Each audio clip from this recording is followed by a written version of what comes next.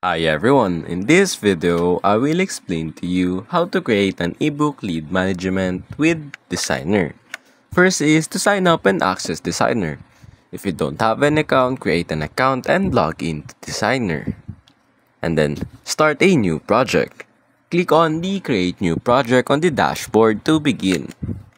Step 3. Import your content. If you have one from URL, enter the URL of your blog post or web page. Designer will fetch and import the content. From a file, upload the file directly. If it is from social media, import content from the platforms like Facebook. If it's from video platforms, convert YouTube videos into readable content.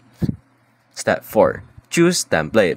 Browse through over 100 professionally designed templates and select one that aligns your ebook theme or your preference. Step 5. Customize your ebook. Edit content, modify text, adjust format, and ensure a logical flow. Add visuals if needed and design the elements. Customize fonts, colors, headers, and footers to match your brand identity. Step 6. Designer Automatic TOC. Designer can create a clickable table of contents based on your headings. Lastly, finalize and export. Review your ebook to ensure all elements are correctly placed, and then export it once you confirm that it is correctly placed.